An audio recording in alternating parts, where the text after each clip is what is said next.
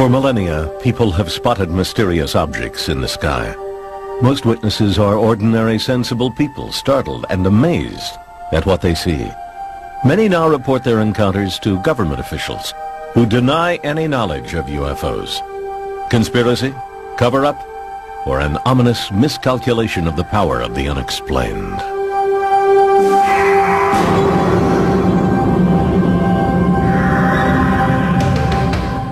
(1980), 140 miles outside London on the east coast of England. Woodbridge and Brentwater's naval bases, under the command of the United States Air Force.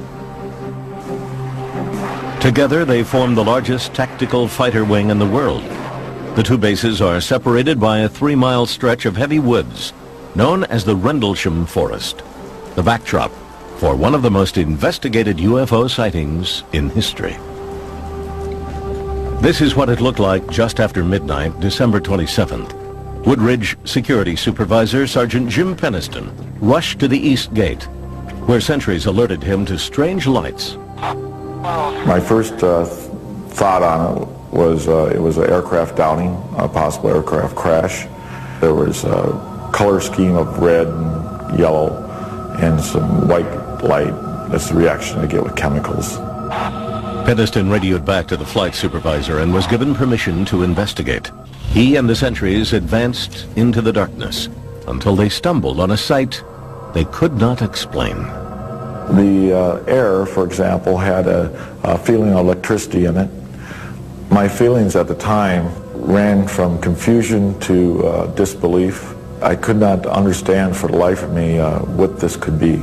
The craft itself measured approximately 9 feet by 9 feet, triangular in shape. It had no cockpit as far as I could tell. There was no windows, just this very highly shiny black glass-like material. And I think the most fascinating part of it, at least as far as I was concerned as the investigator, was the fact that this had identifiable inscription symbols on the side of it. Peniston says he approached the craft. It was warm when he touched it. Suddenly, it began to move, lifting up silently right before his eyes, then disappearing into the night sky. Peniston claims he drew this sketch of the craft at a debriefing the next morning with the Deputy Base Commander, Lieutenant Colonel Charles Halt. The next night, Halt received word that the strange lights had returned. Well, the base commander and I looked at each other quite in disbelief. And I said, well, we both agreed we needed to put this to bed. Eager to debunk the entire affair, Halt gathered a Geiger counter, night vision star scope, and a handheld tape recorder. Then, with a few men from the Disaster Preparedness Unit, he drove to the area where Peniston had seen the UFO. Portable lights they had brought mysteriously flickered and died. Halt, concerned for the safety of his men, ordered several of them back to the East Gate. With the rest of his unit, he walked into the forest, checking radiation levels. He says they seemed unusually high. Suddenly, off in the distance, Halt spotted a glowing object. This is the actual recording Halt made of his UFO encounter that night. Okay, we're looking at the thing, we're probably about 200 to 300 yards away. It looks like an eye winking at you. And it flashes so bright to the star scope that it almost burns your eye. There's no doubt about it. This is weird. There's something very, very strange. And there we stood. Well, we didn't know quite what to think of that. But when we looked to the north, suddenly there were objects in the sky. And we watched this in awe. Suddenly the object came toward us at high speed. It moved directly toward us. I can't estimate the speed, but it moved very rapidly. Stopped and sent down a pencil-like beam at our feet. And just as fast as the beam appeared, it just clicked off, disappeared. I still have questions as to what happened. I really don't know what it was. I do know it was something strange, something that was controlled by some type of intelligence, and that's about all I really know. 2 weeks later, Halt described the incident in a memo sent to the British Ministry of Defense. The British government never responded to the memo, but word of the encounter spread. 3 years later, UFO researchers pressured the Air Force commander to release the memo under the Freedom of Information Act. News of the Rendlesham incident also generated enormous interest from UFO researchers and skeptics. Here was a case with highly credible witnesses, trained Air Force personnel. Tucson astronomer and retired U.S. Air Force pilot James McGahey is a UFO skeptic who investigated Holt and Peniston's alleged encounter. McGahey insists Holt mistook the beams from a lighthouse 5 miles away for a spacecraft. That object that was winking at him, which is on the tape, is clearly the lighthouse. Now he's looking at the lighthouse, I think, with a starlight scope. Now remember, here comes this beam of light. He's looking at this light with 100,000 times intensity. What it's going to do is it's going to burn out the image in the center, so it's going to become black. And that's what easily explains the beams and these other things. When Holt's tape is played against the flashing of the lighthouse, this seems to be the case. Right in this position here, straight ahead, in between the tree, there it is again. Watch, straight ahead off my flash back there. There it is. I see it too. I can't explain that. I really don't know. I never gave it any thought. I do know that the whole time we were out there, we could see the lighthouse. And the lighthouse was about 35 or 40 degrees off to our right from where this whole thing took place. Did area radar operators confirm the UFO sighting? Holt says maybe. They really didn't confirm they found anything. Although later I found out that when they reviewed the tapes, they did find some things on the tape. If he has a radar report, I'd like to see it, because I investigated this and I couldn't find one. Skeptics also suggest the Rendlesham UFO might have been a meteor, bright stars, or a Russian satellite that fell out of the sky that night. To me, this is just a case of where a number of people saw some lights, got a little excited, thought about UFOs, and all of a sudden everything they see is a UFO. The first night, it was a combination of a satellite re-entry, a meteor fireball, and a police car driving around in the woods. The second night, it turns out to be a lighthouse, some microwave antennas, and some stars in the sky. We had a controlled landing. Apparently there was no crater. We also had a craft that was able to take back off with absolutely no sound, which tells me high technology, and maneuver back through the tree line, rise over the trees, hover momentarily, and then take off at incredible speed.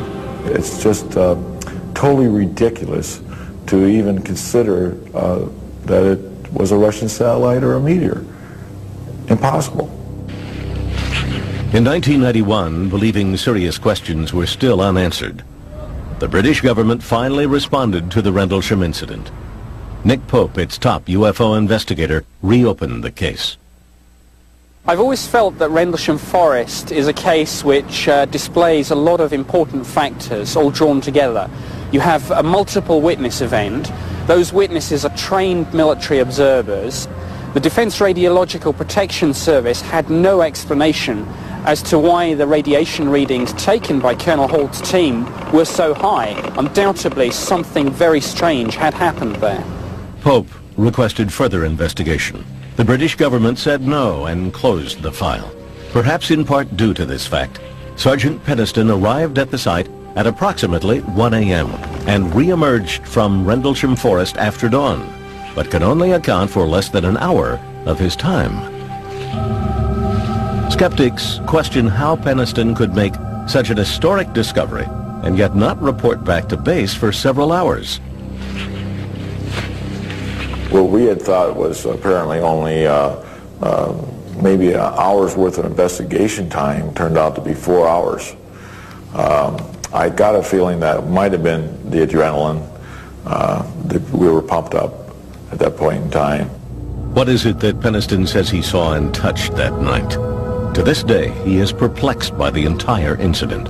Something that can sustain a controlled flight, something that has mass, something that makes no sound, and something that can take off at incredible speeds back up into the atmosphere. Explain it. I can't. Unknown forms in the sky surprise and alarm citizens below, sometimes causing governments to do battle with the unexplained.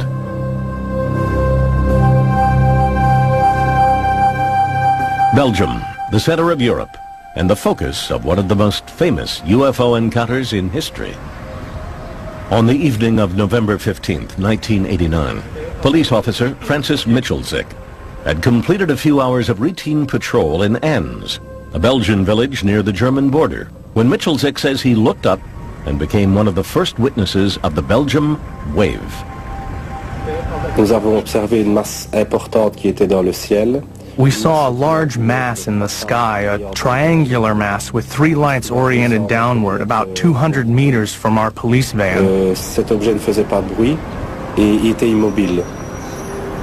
The object was silent and immobile. This object did not correspond in any way to anything we'd seen before. À ce que nous avions déjà pu voir dans le passé. 2 weeks later, Peter Plumens, a member of the Gendarmerie, the Belgian National Police Force, heard over the police radio fellow officers nearby reporting a strange object in the night sky.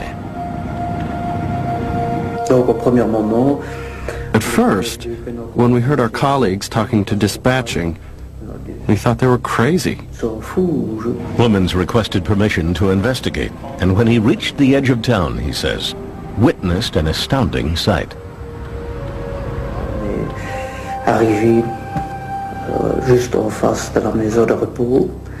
We stopped right in front of the nursing home,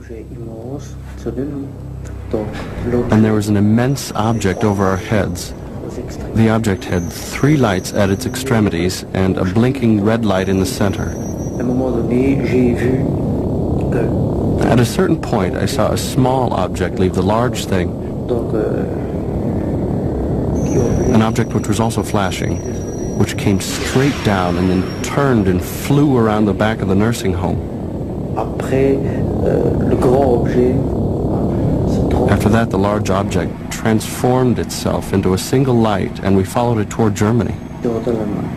Belgian radio and TV were soon filled with reports of similar sightings, prompting hundreds of calls to the office of the top UFO research group in Belgium, known by its acronym SOBEPS. Over the next several months, researchers documented more than 800 so-called close encounters. SOBEPS eventually published 2 thick volumes on the Belgium wave. Specific characteristics of the phenomenon were reported by many people. Then, on March 30th, 1990, the Belgium wave story took a dramatic twist. Near midnight, several police officers called the NATO radar installation with reports of a UFO. Within an hour, that facility and a second radar station were both tracking an unknown flying object.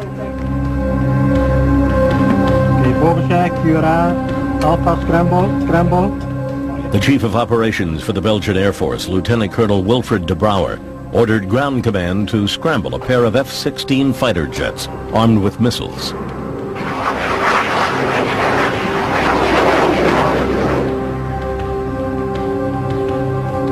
A supersonic, high-tech cat-and-mouse game ensued. The jet's radar locked on to their targets 9 times, but with each lock-on, the object drastically changed its position. After an hour, the F-16s lost contact and returned to base. For weeks, the encounter was kept under wraps, but Colonel de Brouwer felt compelled to share what he knew. During an interview with a reporter from one of Europe's most popular magazines, de Brouwer described what happened. Within days, de Brouwer called a news conference and told reporters from around the world what he knew and what he didn't know. This is what the pilots saw on their radar. The UFO appears as a diamond in the center of the screen. What these pilots detected was well outside the normal flying envelope of an airplane. In other words, sometimes they had what we call lock-ons on a target which gave a parameters varying from speeds between 150 knots till 990 knots. An acceleration which occurred in a few seconds. These speeds would be impossible to tolerate for a human being. Colonel de Brouwer never suggested the mysterious flying craft was from outer space. He only said its speed and rate of acceleration were unexplained. Over the next few months, the sightings became more sporadic, and the Belgian wave came to an end. Did the skies over Belgium become a way station for alien spacecraft? If not, what did thousands of people witness? Physical evidence is the key to proving the existence of UFOs. The Belgium wave, despite hundreds of credible eyewitnesses, has produced only one piece of convincing evidence, a photo taken by a civilian bystander in the town of Petit Réchon. The photo was examined by former NASA scientist Richard Haynes, a specialist in vision, optics, and human perception. My analysis of the Petit Réchon photograph suggests very strongly to me that the object that was photographed does not obey laws of physics as we know them. Second point I would make is it's not a forgery. And finally, I think that there may be some clues in this photograph having to do with propulsion and lift. Belgian scientists and skeptics tried to calm what they considered the UFO hysteria of the Belgian wave. A professor at the Astrophysics Institute at Belgium's prestigious University of Liège, Pierre Mega, decided to put the Petit Réchon photo to his test. We tried to reproduce this photograph, and we produced this picture, which is well, very close to the original picture.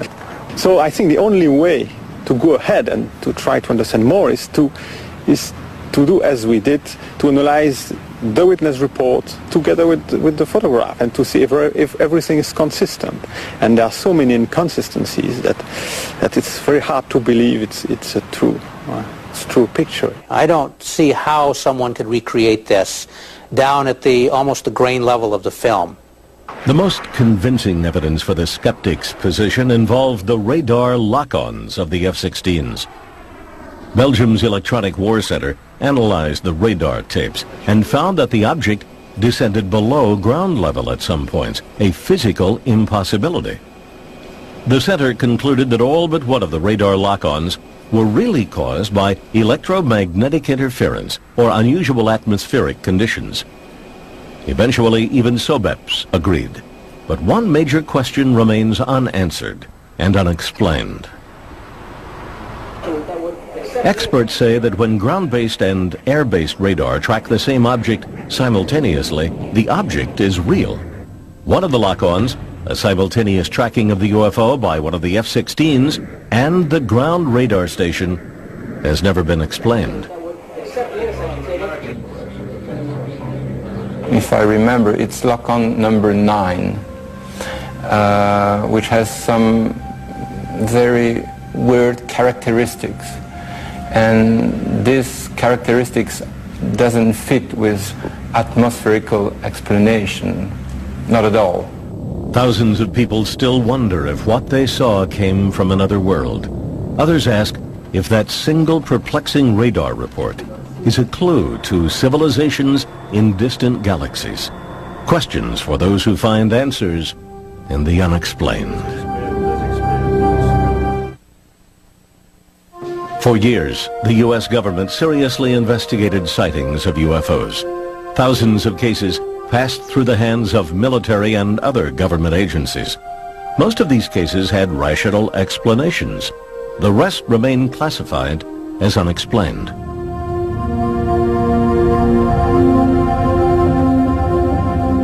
50-year-old Polish immigrant and amateur geologist Stephen Mahalik looked forward to his weekend getaways in the Falcon Lake area, 90 miles east of his home in Winnipeg, Manitoba. This was Mahalik's favorite prospecting site. Around noon on May 20th, 1967, as he examined a quartz formation, Mahalik was distracted by some unruly geese. He looked up and was transfixed. He says he saw two cigar-shaped objects glowing red in the sky. The following is a recording Mahalik later made of what he saw next. The size, was amazing. And here they're coming down. With speed, I just can't describe. Amazing speed. Mahalik says one of them stopped, suddenly accelerated, then disappeared. The other landed about 50 yards away. He watched in awe. I hear shh, and I hear a high-pitched whistle of running equipment, pumps on high speed. When the thing landed it was of gray pink color. It's stainless steel and it was pink hot. And I can feel the breeze on my face that thing is hot outside. There was my notebook, there was my pencil, so I sketched this thing. Mahalik claims it was round, about 40 feet long and about 10 feet high. His curiosity took hold and he approached the craft. He examined the outside of it, slowly touching the glowing skin with his gloved hand. It was fiery hot, nearly melting the palm of his rubber glove. Mahalik says the craft rotated, turning its grid-like exhaust vent toward him. The blast of hot gas from the vent knocked him to the ground, setting his shirt and undershirt on fire. Suddenly, the craft lifted off the ground and, according to Mahalik, soared straight up. He threw his burning shirts to the ground, dazed and in severe pain from the burns to his chest and stomach. Mahalik says he wandered around for what seemed like hours before he managed to gather up his supplies. He found his way out of the woods, caught a bus, and later that night arrived back in Winnipeg. Still in pain, he rushed from the bus station to nearby Misericordia Hospital, where he was treated for first-degree burns. Mahalik claims the blast from the craft had etched a grid-like pattern into his abdomen that matched the pattern on the exhaust vent. The next day, Sunday, he was spirited off to the St. Regis Hotel after convincing the managing editor of Winnipeg's highly regarded daily newspaper, the Winnipeg Tribune, that his extraordinary encounter was real. At that time, I said, okay, as any newsman would have done, draw it. I gave him a piece of paper. I think that drawing has become the most famous UFO piece of evidence in the world today. He sat down, he drew it in front of me. I hid it. I talked to him. I called doctors. I called police. And I sure as hell didn't want the Winnipeg Free Press getting the story. Monday's edition of the Tribune led with this headline: Mahalik soon became a sensation worldwide. What followed was one of the most intensely examined UFO cases on record. Over the next 2 years, Mahalik's burns kept recurring and no one could explain why. He was examined by more than a dozen physicians in Canada and the United States, including doctors at the Mayo Clinic. An investigation by the Royal Canadian Air Force concluded that the abdominal burns sustained by Mr. Mahalik remain as unexplainable as the source of the burn. The Mayo Clinic psychological report further concluded that Mahalik was not prone to delusions, hallucinations, or any type of emotional disorder. Perhaps the most influential investigation was conducted under the auspices of the United States government. The chief investigator, physicist Roy Craig, is now retired and raises llamas on his Colorado ranch. His job was to investigate UFO reports and find physical evidence. We responded to the Falcon Lake report as soon as we could. Now, there's no value in seeing a landing site that somebody's had a chance to go back and prepare for me to look at. But if we could get back and find a landing site that had not been seen by anyone else, there may be something there that we could use as real evidence that he had a real experience. 2 weeks after the encounter, Craig flew to Winnipeg and joined Mahalik on his first return to the landing site. He guided us on what he said was a big search for the site. Actually, we just roamed around in haphazard circles, coming back to about where we started and didn't go very far at all. He was trying to give us the impression of leading us on a search for a site. And we all concluded that the site probably did not exist. With no apparent physical evidence, Craig classified the case as without merit. The American investigation was over. University of Manitoba astronomer Chris Rutkowski, believing the government reports left many questions unanswered, launched his own investigation. In 1994, he published The Falcon Lake Case, Too Close an Encounter, in the respected Journal of UFO Studies. The terrain around the site is very rugged, very rocky, The brush is very, very dense. The trees all look alike. The rocks all look alike.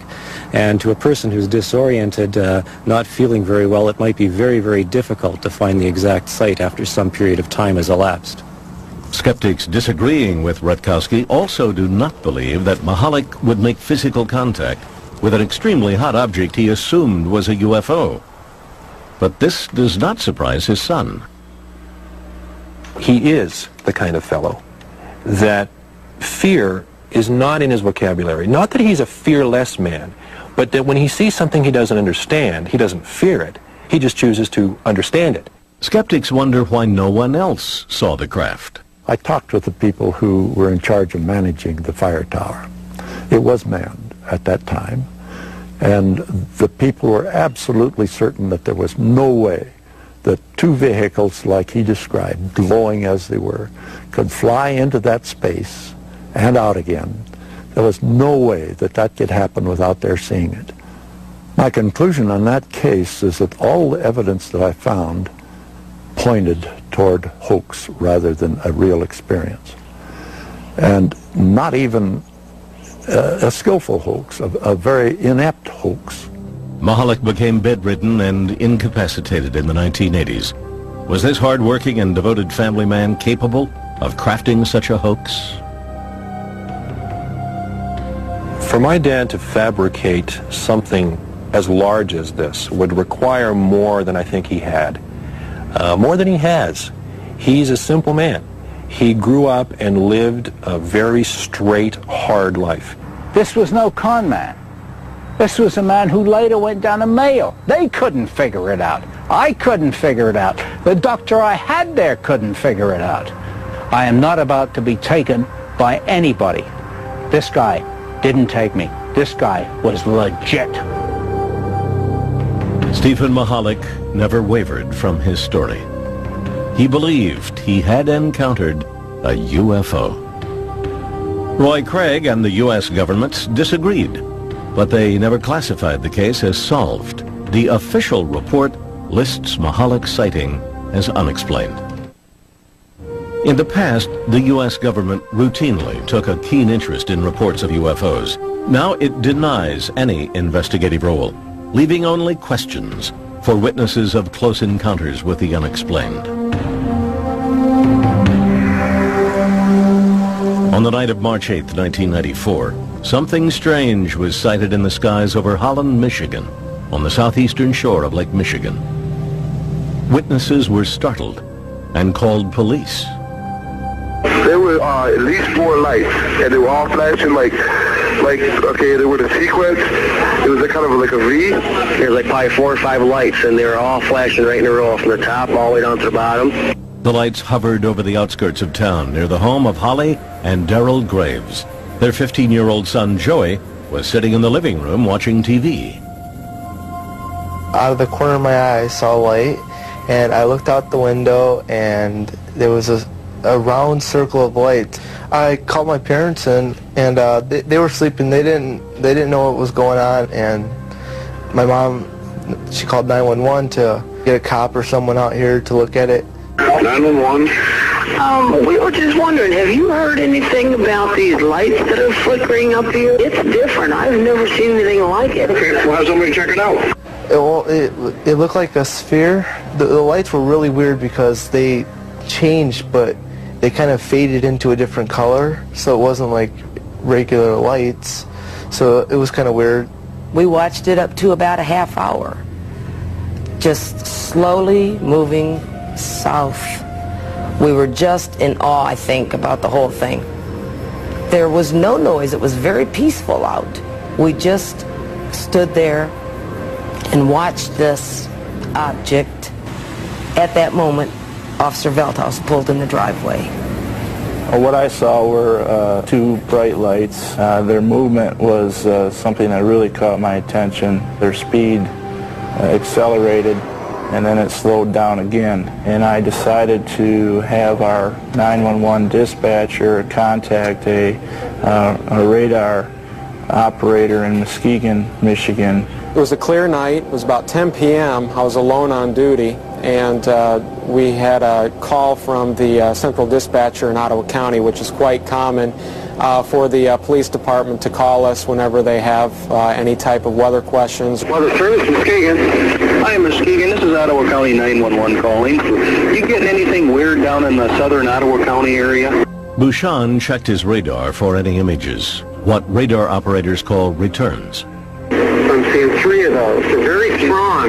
These are huge returns. I've never seen anything like this. Not even when I'm doing storms. This is really weird. These are bigger than planes. They're about over the center of Lake Michigan, 3 of them in a triangle.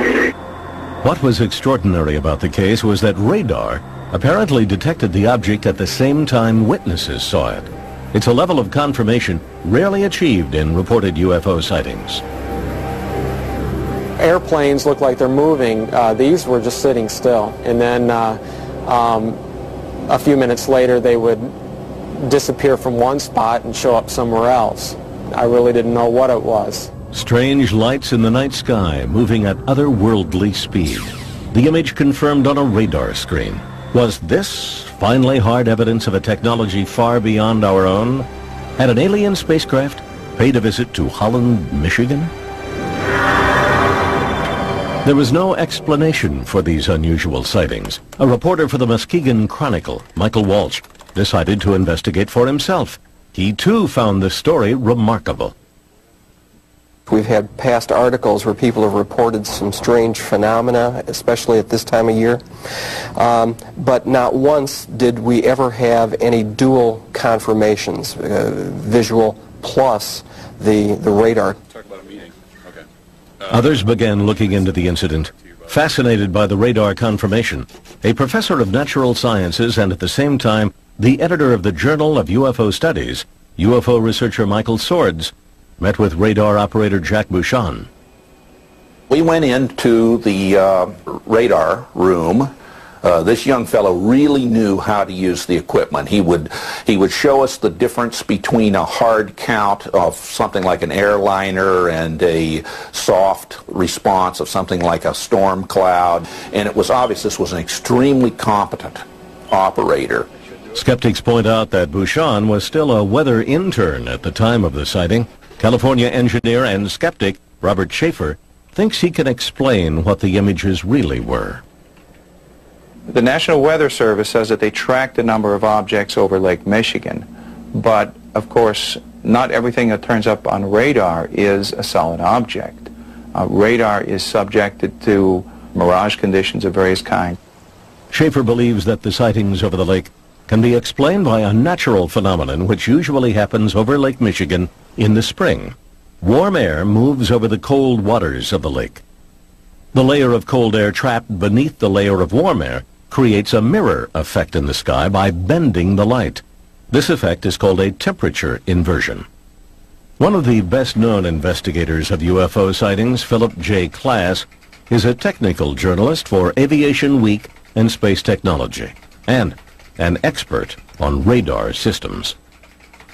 Ground radar, especially during temperature inversion conditions, the rays can be, instead of going straight out, they can be bent downwards, so where you get echoes from the ground. We're trained to know the difference between temperature inversions and, for instance, precipitation, because they appear to be the same thing. Klass says that since Bouchon was using old linear radar, not the newer Doppler radar, the images were probably atmospheric tricks. It is a weather radar. It is not designed especially to detect metal objects or aircraft. These returns were not only hard returns, but they showed up in this geometric pattern. And that when, say, the lead return would move out into Lake Michigan, the other two would stay behind. Then they would move to reform the triangle. In fact, according to Muskegon Chronicle reporter Michael Walsh, most of the UFO witnesses did report strikingly similar patterns, shapes, and sizes. I believe that each of them sincerely believed what they saw was something extraordinary. That's not to say that it's extraterrestrial or paranormal. It may very well be a very physical manifestation of something that we don't yet know about. There is no consensus on what the UFOs over Holland, Michigan might have been. Skeptics point to a temperature inversion and its effect on both the lights in the sky and the radar on the ground. Witnesses, including a Weather Service radar operator, say they know they saw something real. But what was it? Do these eyewitness accounts and the radar confirmation merit further investigation? The government answered that question long ago. It says no, leaving this encounter one that may forever remain unexplained. Since the 1940s, believers in the unexplained have charged the U.S. government with conspiracy and cover-up. In the 1990s, those charges concentrated on a super-secret military base.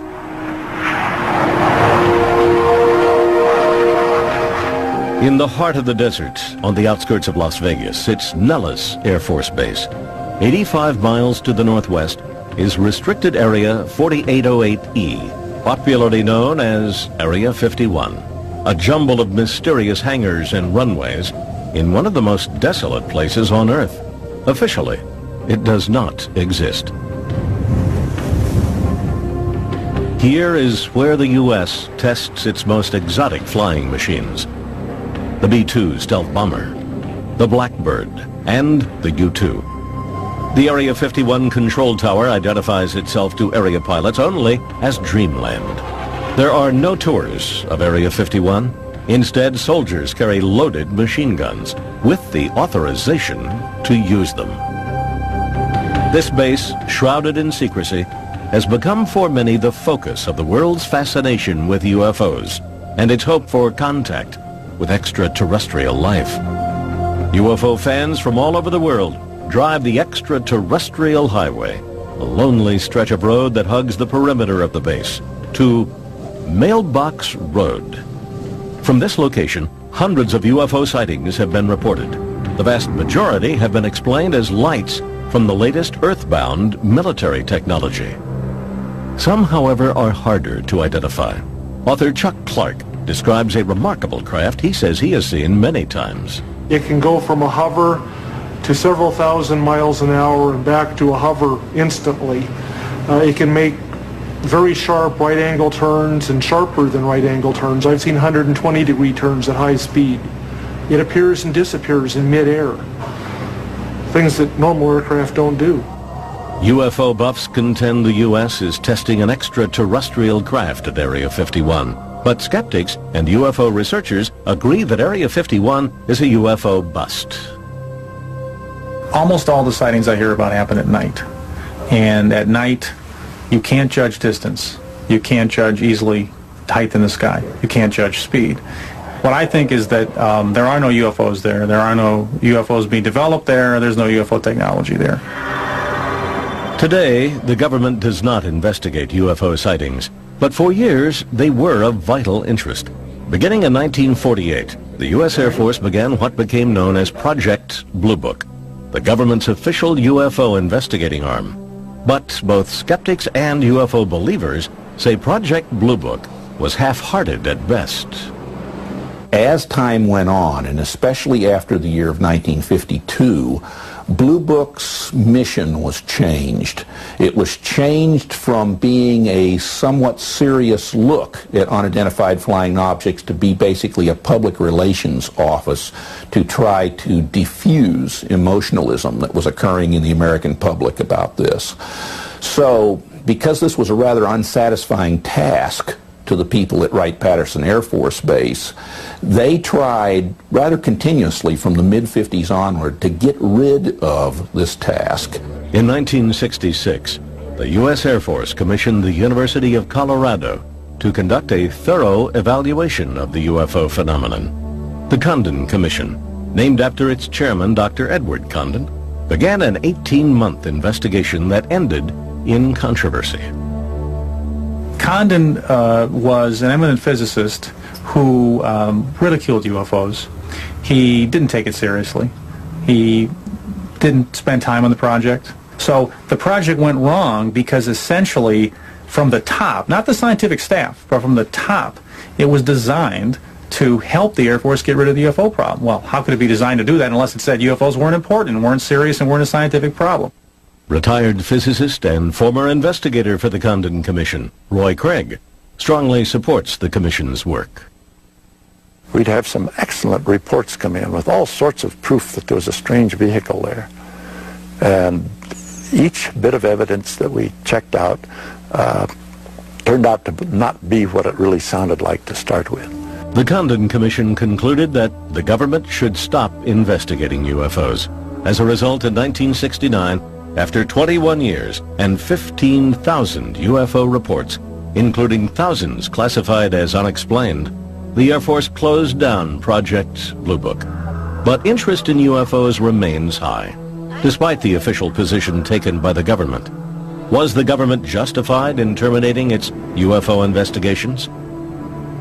Most scientists, including astronomer Larry Chupik of Chicago's Adler Planetarium, say yes.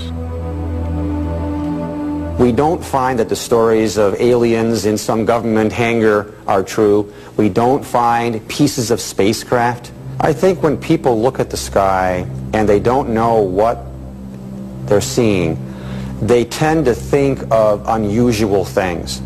I don't reject the idea that there are flying saucers on Earth from elsewhere on the basis that has always been given that our universe is so vast that they couldn't get here, and therefore they aren't here. We could not, because of our ignorance of our universe, say that other beings could not be here.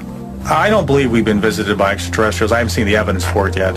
So we say the question is very much open and should be studied carefully. For 30 years, I've been looking. I have yet to find a single piece of scientifically credible evidence to indicate that we have alien visitors. Have we been visited by extraterrestrials? Could the elusive evidence be found in a small number of mysterious reports that defy explanation?